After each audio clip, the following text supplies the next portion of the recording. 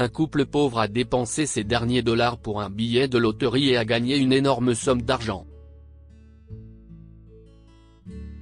Ils se sont terriblement disputés au sujet de cet argent, puis l'homme est mort. Mais le pire était encore à venir. Joseph et Lydia Moore ont toujours été des cols bleus dans la ville de Saint-Louis, dans le Missouri. Mais ils avaient tous deux la cinquantaine lorsqu'une horrible crise économique a frappé le pays. Ils ont perdu leur emploi et ont dû vivre avec leurs maigres économies. Ils avaient déjà dépensé leurs 400 à 1000 pour des traitements de fertilité, mais au final, ils ne pouvaient pas avoir d'enfants. Après des mois d'échecs à trouver un emploi, ils n'avaient plus que 5 dollars en poche. Ils avaient envisagé de vendre leur maison, mais Lydia ne voulait pas l'abandonner tout de suite. Dit Joseph à sa femme. Lydia savait qu'il avait raison, mais renoncer à leur maison était un sacrifice considérable. Au marché, ils ont acheté plusieurs légumes et quelques conserves à prix réduit. Il ne leur reste qu'un dollar et le caissier leur demande s'ils veulent acheter un billet de loterie. Joseph a décidé de tenter sa chance, bien que Lydia pense qu'il aurait pu acheter autre chose avec ce dollar. Ce soir-là, ils se sont assis devant la télévision pour découvrir les numéros gagnants et ont été stupéfaits de voir que tous les numéros correspondaient aux leurs, s'exclame Joseph. Lydia sourit aussi, soulagée qu'ils n'aient plus à abandonner leur maison. Mais l'argent ne leur a pas apporté le bonheur.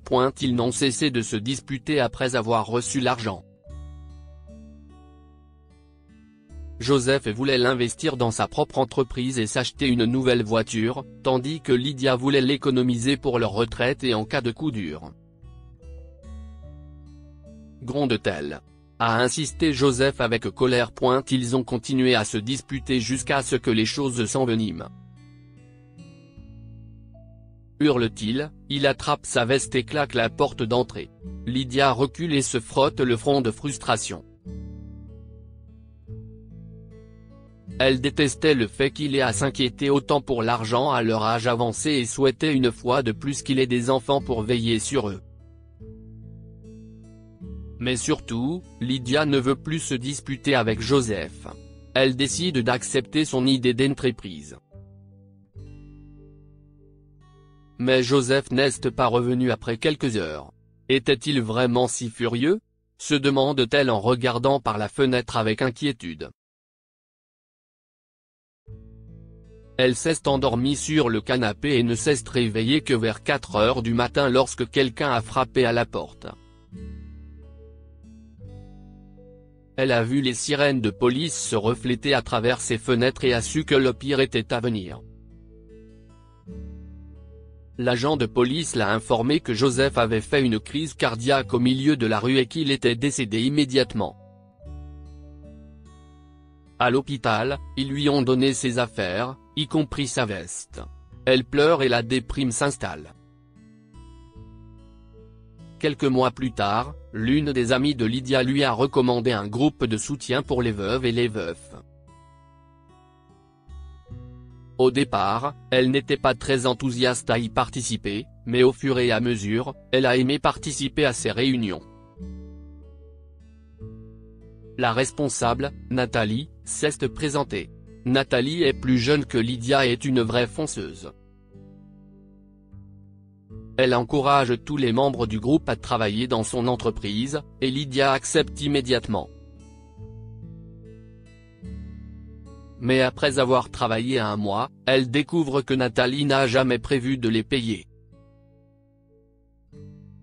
Une des autres veuves, Kelly, a demandé à Nathalie. Lydia était là pour obtenir des réponses aussi. A expliqué Nathalie. Aucun des deux n'est convaincu, mais Lydia décide de continuer à travailler car cela lui permet de ne plus penser au décès de Joseph. Mais un jour, Nathalie l'a invitée chez elle. Plusieurs autres femmes du groupe sont présentes, à l'exception de Kelly. A commencé Nathalie. Elle a continué à parler de se débarrasser des choses matérielles parce qu'elles n'avaient pas d'importance. Puis elle leur a demandé d'investir de l'argent dans son entreprise, et ils la développeraient ensemble. Lydia n'était pas sûre, mais tout le monde lui a donné un chèque. Lydia a cédé aussi. Ce n'était pas beaucoup d'argent, mais c'était toujours une partie de ses gains à la loterie. Après un certain temps, Nathalie a exigé de plus en plus du groupe de soutien. Kelly a approché Lydia après l'une des réunions et s'est montrée inquiète. A-t-elle dit ? Lydia savait qu'elle avait raison mais ne voulait pas renoncer aux amitiés qu'elle avait nouées. Elle a continué à travailler pour Nathalie jusqu'à ce qu'elle révèle une idée folle. A expliqué Nathalie. A demandé l'une des nouvelles dames du groupe. A suggéré Nathalie. Toutes les femmes ont commencé à chuchoter, et Lydia ne savait pas si elles étaient toutes d'accord avec ce plan. Mais certains des membres les plus jeunes étaient proches de Nathalie et lui ont souri. Ok, la réunion est terminée. Mais faites-moi connaître votre décision d'ici la semaine prochaine, a dit Nathalie à tout le monde. Lydia n'était pas sûre de ce qu'elle devait faire. Vivre dans une maison avec de nombreuses femmes extraordinaires semblait fantastique, surtout parce qu'elle se sentait si seule.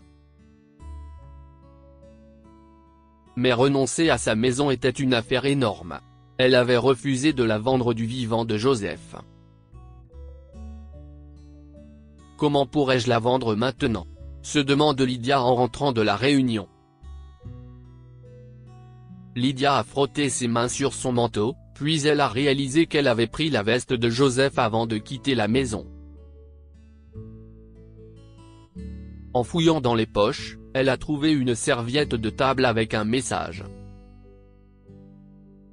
Avait écrit Joseph. Il a dû changer Davis cette nuit-là au restaurant mais n'est jamais rentré chez lui.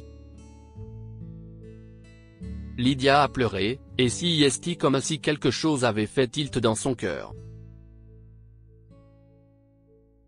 Qu'est ce que je fais en m'associant à ce groupe ? a-t-elle pensé, horrifiée. Nathalie profitait de tout le monde, et Lydia avait été trop prise par le chagrin pour le remarquer. Mais cette folle n'allait plus rien accepter d'elle. Elle a appelé certaines des autres dames et les a exhortées à ne rien céder à Nathalie.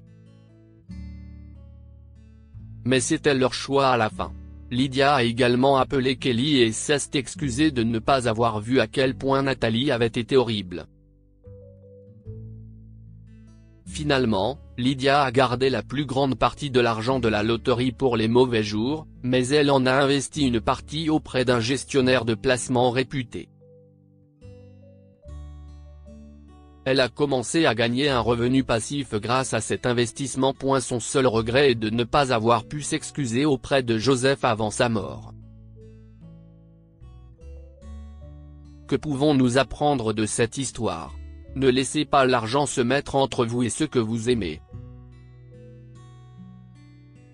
Lydia a appris à ses dépens qu'on peut perdre rapidement un être cher et le regretter à jamais. Ne prenez pas de grandes décisions lorsque vos émotions sont ébranlées.